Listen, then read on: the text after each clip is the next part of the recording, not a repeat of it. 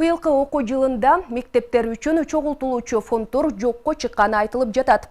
Бирок мыйзамда көрсөтүлгөндөй бул аракет 2014-жылы эле киргизилген. Анткени менен өлкөдөгү көпчүлүк мектептерде бул аракеттер токтобой келет. Ош облусуна караштуу Кара Суу шаарында орун алган номер 66-мектепте да мындай аракеттер аткарылып келгенин ата-энелер жашырышкан эмес. Ал эми мектеп директору жана райондук билим берүү башкармалыгынын кызматкерлери кандай жооп беришкен? Кийинки материалдан таанышыңыз.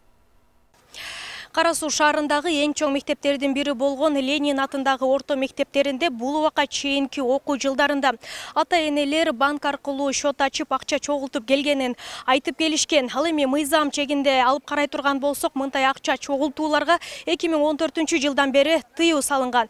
Ал эми быйылкы окуу жылы кандай таризде башталды? Окуучулар үчүн акча чогултулуп жатабы? Тактап көрүүнү чечтик. Жыл сайын банк аркылуу эсеп номери ачылып, ата-энелер ар бир окуучуга 550 сомдон акча каражатын төгүп келишкен. Бул төгүлгөн сумма мектептин капиталдык ремонту жана керектелүүчү каражаттарга сарпталары, андан сырткары көзөмөлдөөчү кызматкерлердин кызмат акысы үчүн иштелери айтылып келген. Анткени менен мектептерде камкордук кеңешме аркылуу чогулган акчаларга 2014-жылы эле жокко чыгарылган. Ага карабай өлкөдөгү көпчүлүк мектептерде салтка айланган акча каражатын жыйноо уланып келди. Банктарда счеттор ачылып туруп, ошол счетторго ата-энелер өз каалоосу менен камкорчулар кеңешин түзүп ошо акча топтошкон.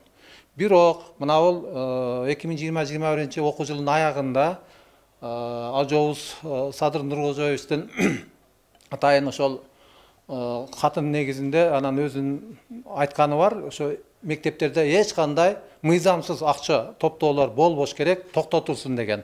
Былтыркы окуу жылдын аягынан баштап мына жаңы окуу жылында таптакыр ошол камкорчулар кеңешинин дагы банктардагы счеттору жабылып, камкорчулар кеңештери мындайча айтканда жоюлган азыр. Ал эми Кара Суу шаарындагы орус тилдүү Ленин атындагы мектепте 3500 окуучу билим алат. Алардын ар бири 550 сомдон банктык эсепке буга чейинки окуу жылдарында которуп турушкан. Булардын баарын эсептеп көрсөк, 2 миллион сомго жакын сумма мектеп фондуна которулат деп түшүнсөк болот. Бирок мектеп директору өткөн пандемия шартында 1-класстын окуучулары гана ата-энелердин өз каалоосу менен 100 000 сомдун тегерегиндеги акча чогултулгандыгын айтты. Ал акча каражаттарын мектептин керегине жараттык дейт. Бирок 1-класстан жогорку класстын окуучуларынан эч кандай акча жыйналбаганын айтууда. Былтырдагы пандемия болгон үчүн бардыгына обязательный болгон эмес. Ким жардам берсе ошонусу берген. Фонд Марсель деп ачылган экен да. Мен былтыр 16 ноябрдан келген үчүн мына пандемия маалында биз попечитель взносты караган жокпуз. Эми башында сентябрда 1-класста топтогон боюнча калып кеткен да. Ошондо бир 100 000ге жетпеген акча топтолгон экен.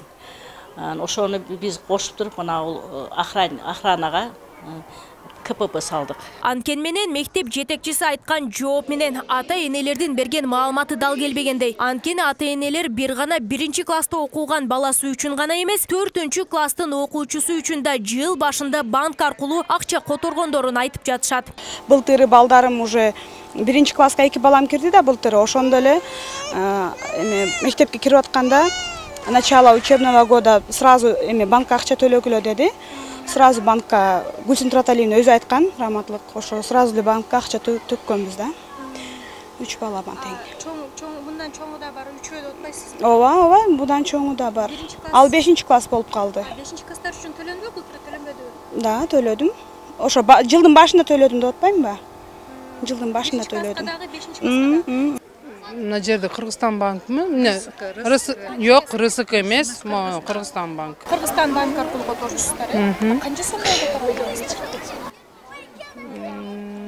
550. 500дөнбү, 200дөнбү эсимде жок. Ошо бир жолу жыл башында бир жолу төккөнмүн, ошойдон эсимде жок. Быйыл айтпады аны. Жогоруда айтылып жаткан акча жыйноолор быйылкы жылы катуу көзөмөлгө алынары белгиленет. Буга себеп быйыл президент Садыр Жапаровдун жарлыгы менен мындай аракеттерге катуу тыюу салынган. Ага ылайык бул убакка чейин мектептердин банкта ачылган эсеп номерлери жаптырылганы да маалым болду. Ал эми акча жыйноо аракетин көргөн окутуучулар аныктала турган болсо, мыйзам негизинде чара көрүлөрүн райондук билим берүү бөлүмүнүн кызматкерлери ишендирип жатат. Аны мугалимдер акча кармабайт бул жерде. Болуп келген буга чейинки эми ушулардын бардыгына тыюу салынды. Булар акчалар топтолбойт.